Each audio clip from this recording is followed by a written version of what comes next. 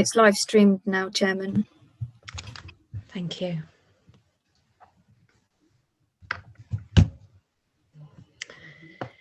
Good evening, everybody, and welcome to our 11th virtual meeting of Fair Oak and Horton Heath Parish Council. Many apologies for the late start of this meeting. We've all been here. Unfortunately, the technology was proving a little bit difficult to get our live stream going, but hopefully now you're able to watch us either live or on our YouTube channel at your convenience. So I'll start this meeting by undertaking a general register of who is here, which councillors and which officers we have here. And the councillors will say good evening in response. So Councillor Anderson. Good evening. Councillor Bird. Good evening. Councillor Coldry. Good evening. Councillor Forfer. Good evening. Councillor Higby. Good evening. Councillor Mignott. Good evening. Councillor Speary. Good evening. Councillor Scott. I don't think we have with us, or Councillor McGuinness. And we have apologies from Councillors Tennant, Warrilow and Marsh. Is that everybody accounted for? Yes, Chairman. And I'm Helen Douglas and I chair the Parish Council. Mel, are there any residents that wished to speak this evening? None, Chairman. Thank you very much. If you're watching us, you're always very welcome to speak. You just need to notify our clerk up to about half an hour before the meeting, and we can arrange for you to be able to talk to us and ask us questions or make comments or anything that you would like to do. So let's move to our agenda then, part one, which is our public session, and the minutes, which are paper A. Do members approve the minutes of our meetings? That's the 15th of March as a correct record, and note the planning comments made on March the 18th and the 2nd of April. Is there a proposer for those, please? Councillor Speary, and seconded by Councillor Bird. Thank you. All in favour? And that appears to be unanimous. Thank you. Do members have any declarations of interest that they need to make this evening, please? That's none, Chairman. Thank you. In which case we'll move on to item 3, the report of our responsible finance officer. That was report B. We have our finance officer, Jo Carhill, here, and she's going to speak. Jo, are there any updates for us this evening? No, there's no further updates for members. So if members have any comments, feel free to let me know. Any questions for Jo? Oh, yes, please. That's none, Chairman. No questions from members. Right, sorry, I thought I heard somebody in the background say yes, please. Thank you. So can I move then that we note this report and agree the backs payments as in report B? So I'll propose that. Is there a seconder? Thank you, Councillor Speary. All in favour, please. Thank you, and that is unanimous. Item 4, our fixed asset register, which is report C, pages 8 to 14. This is an update on it. It's been circulated to members. Does anyone have any questions that they wish to ask? In which case I'm going to propose that we approve our latest council's fixed asset register. Is there a seconder? Thank you, Councillor Anderson. All in favour? And we are. And thank you very much, whoever's been responsible for that, because it's enormously long and it must have taken a very long time counting absolutely everything we've got and accounting for it. So thank you very much. Item 5. Our internal auditors report, which was page 15 and 16. We've just had our internal auditor in to look at the first part of our audit. She comes back again after the year end, I think, doesn't she? And she's given us a report. Mel and Jo, we've seen that there are some actions that she has suggested. Have you got any updates on those, please? Yes, Chairman. I'll ask Jo to take the finance sort of elements, and I'll do the other stuff, Joseph, if that's okay. Yeah, that's fine. So the first issue she mentioned was the sales ledger. She said that there were a few bookings in there that really should have been deleted off because they were basically cancelled or deferred bookings due to COVID. So I've now gone through that sales ledger, working alongside Carly, taking off any old bookings, and it basically has cleared down that ledger now, so it doesn't show any outstanding debtors at year end. So that has been actioned. So presumably, Joe, if we're not in a COVID situation, that particular issue won't happen again? Or do we need to devise a mechanism between Carly and yourself for bookings that no longer happen? Yes, I've mentioned to Carly that I think on a monthly basis, I'll touch base with her and we'll just go through, are there any ones that don't need to be on there anymore? Sometimes, for example, a party might be booked and it's been entered onto the system, but then we've had a cancellation. So things like that still do happen. So it's something, it's good practice really, I think, for on a monthly basis, just to keep on top of that and make sure that our debtors ledger is completely cleared down and as accurate as possible. Thank you. Right, her other actions. Yes, so we had, she picked up as well about VAT. There was only one issue on VAT. It was a VAT on a subscription. So this was, I think it was entered onto the system with a standard rate of VAT. So she picked up on that and said that that was entered wrong. So I have gone in there, I've made the relevant correction. So that VAT is now correct as at year end. So we shouldn't have any issues going forward with our VAT return for the end of the quarter. Thank you, good. And the other issue, she mentioned about asset additions. So yeah, she just talked about keeping the asset register up to date. So taking off anything that looks like an old replacement asset. So that's an exercise I've gone through, is going through, double checking what we've added on, what needs to be taken off, just to make sure that the asset register is as up to date as possible. Lovely, thank you very much. And there's one more, I think, to do with the finance side. It was the bank reconciliation approval. So Ellen has picked up that she believes we should be doing a few more internal controls of the bank recs, and she suggests that a couple of members in rotation perform internal controls. And I think this is tricky because we have had lockdown. We've not been able to meet in person, but this is something that we will be looking to put into place once we are meeting again face to face. Yes, thank you. I think she suggests having a rota so that every councillor does it in turn, and that seems reasonable to me, although some councillors, of course, won't be able to come to the offices during your working hours. So we may have to be a little bit creative in the way that we do that. Yeah. Lovely, Joe. Thank you very much. So minor things really that she has suggested, which is always good to know. Yes. So Mel, the other points then that she raised, please. Yes, thanks, Chairman. She raised an issue on pecuniary interest, just reminding members that as per the legislation, if they are members of other bodies, so charities or other councils that they have dealings with, that they should disclose that themselves, and where appropriate remove themselves from voting. I think members are fairly au fait with interest. If they have any question marks, they can always contact myself or the deputy clerk just for a bit of advice, and we can do that. Also, as our annual council is coming up, we always have a look at our key corporate documents and members' code of conduct, and members' interests will be on that agenda. So that would be just a refresher for members.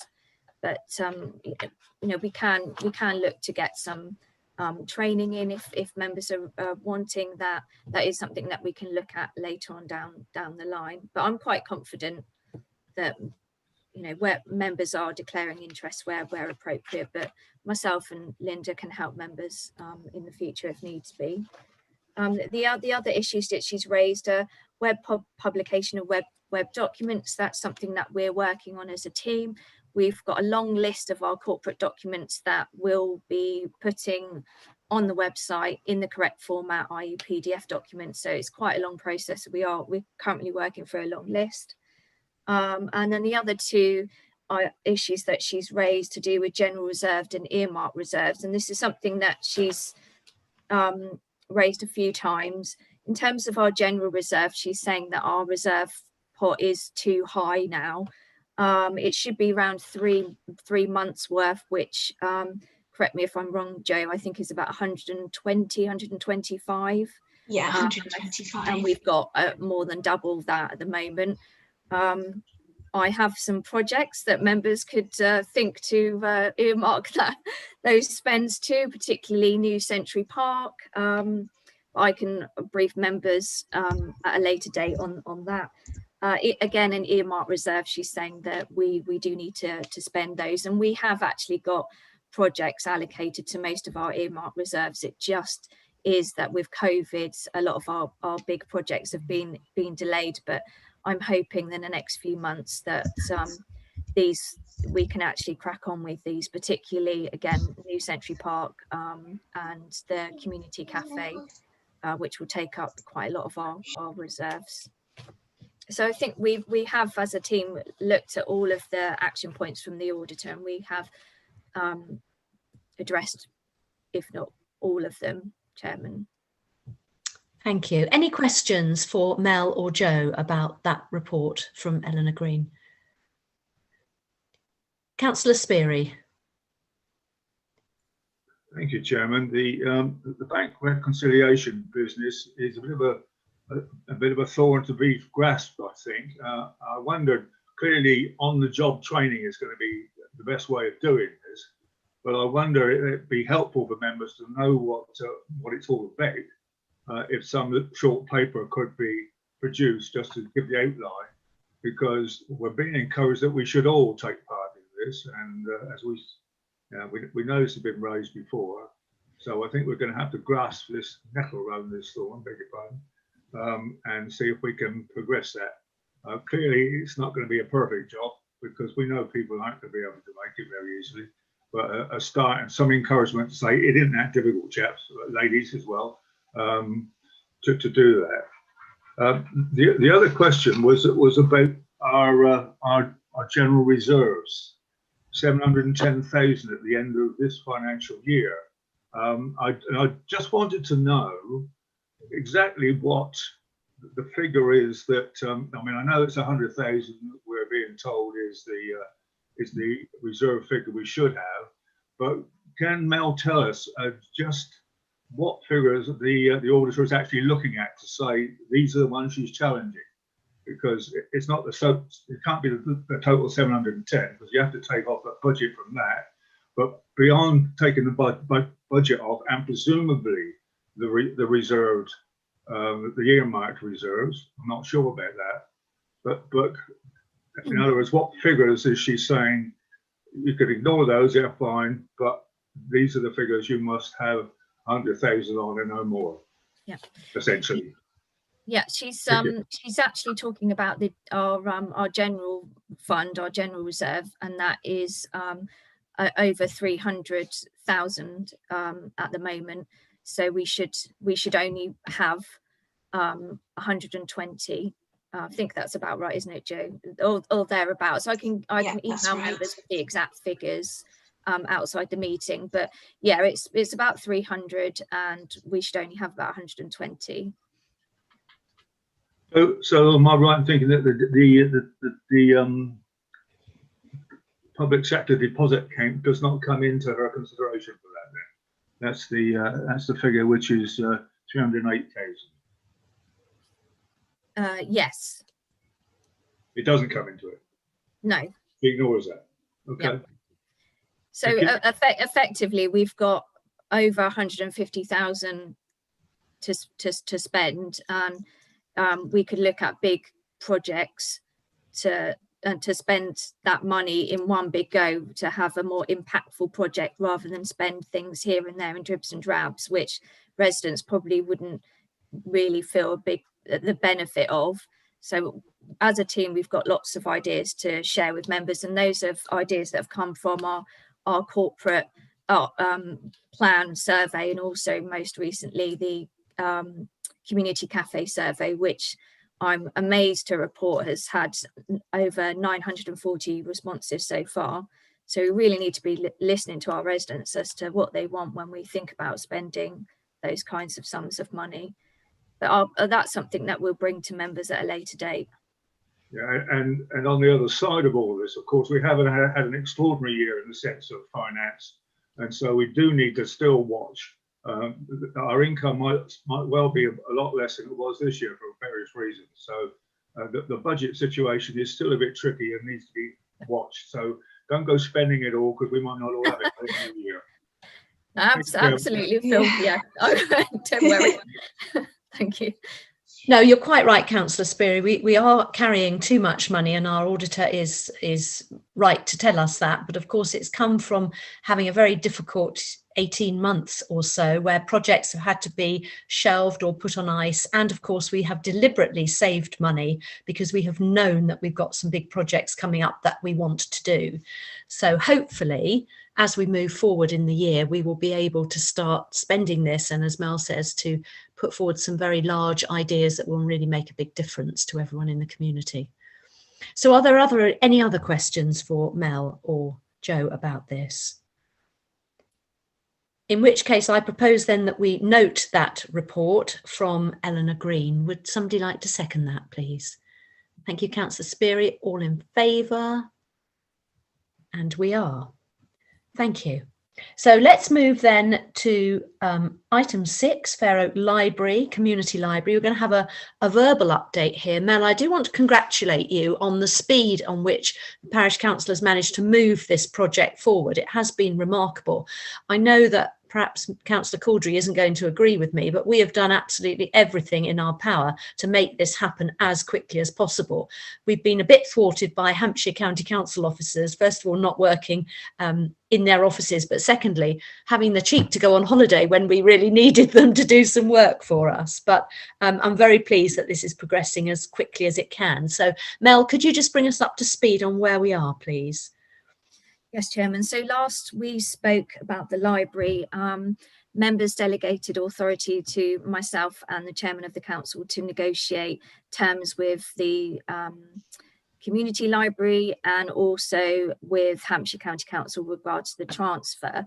Our solicitor has drafted all he can draft with regards to the transfer, and that was sent over to Hampshire County Council a number of weeks ago. But as the chairman has just suggested, we are waiting for Hampshire officers to get back to us on some key points before the transfer can go through. Hopefully, with Easter holidays over, they will be able to get on that fairly soon. From our side, we've negotiated the lease with the community library through Nick.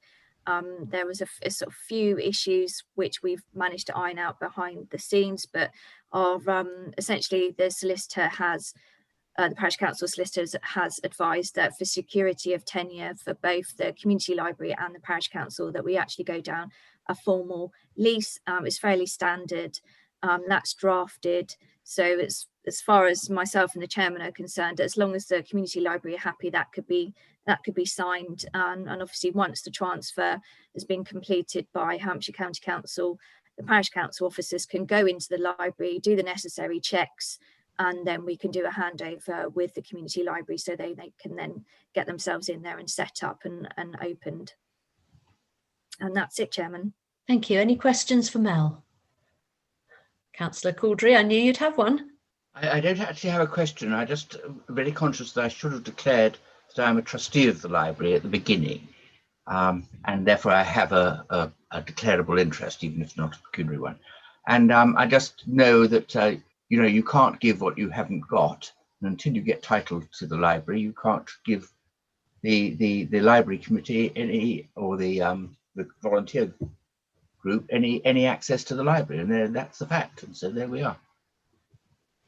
Thank you. It's unfortunate, Nick, that until the building is actually the Parish Council's, the community library can't gain access. But as soon as the legal documents have gone through and as I said, the officers have made the necessary checks. We will work with the library to get you in as soon as we can.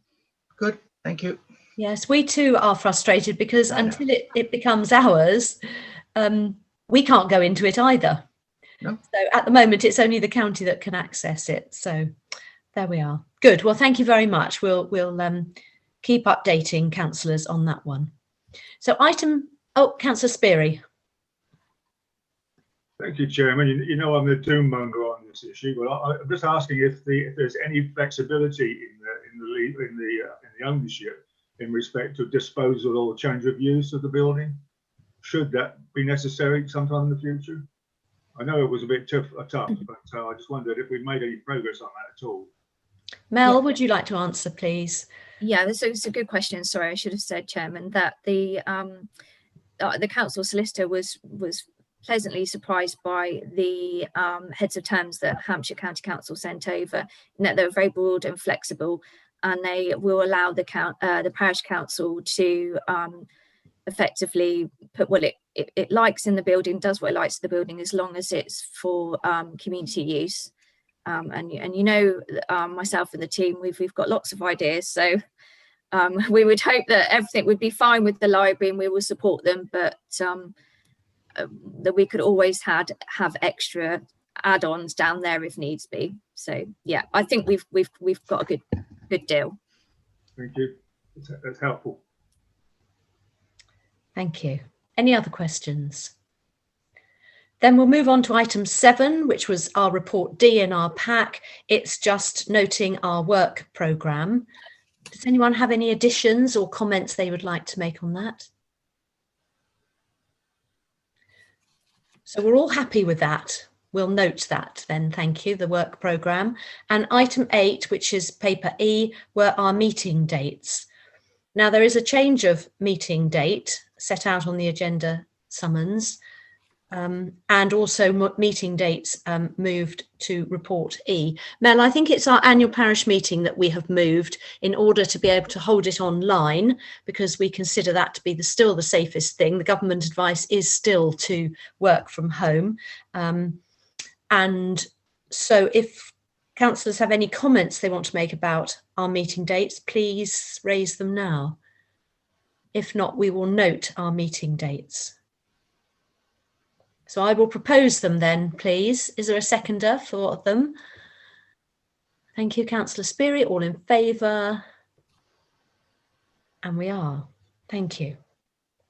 Now, in a moment, if you're watching this, we're going to move into a private session of the meeting. Before I do that, I do want to explain that sadly we have lost one of our councillors, Councillor Peter Barrett. If you regularly watch us, you won't have seen him online recently. He suffered a personal bereavement and has subsequently found it very difficult to re-engage in the way that he would like to.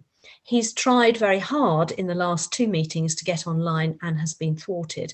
Unfortunately, now we have his resignation, and I would very much like to thank him publicly for all the work that he did on our behalf. He was a very frank man who always said exactly what he thought. He didn't worry about whether it was the right thing to say or not. He just said it as it was. And for that, I'm extremely grateful. Somebody like that is always great to have on a parish council, who will always put another viewpoint across to encourage debate.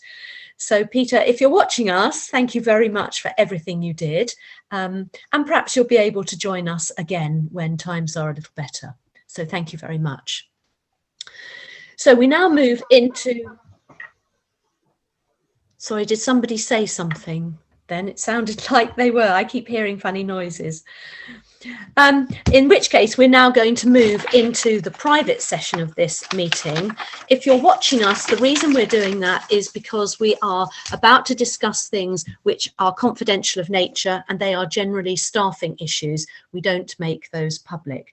So I am now going to propose that under Section 1, Part 2 of the Public Bodies Admissions to Meetings Act of 1960, the public and press are excluded from this meeting for the following item of business on the grounds that it involves the likely disclosure of exempt information, which could be prejudicial to the public interest by reason of its confidential nature or commercial matters. That's my proposal. Do I have a seconder, please? Second, Madam Chairman. Thank you, Councillor Speary. All in favour? And we are. So if you've joined us this evening, thank you so much. And hopefully we'll see you at our next meeting. Thank you. Good night.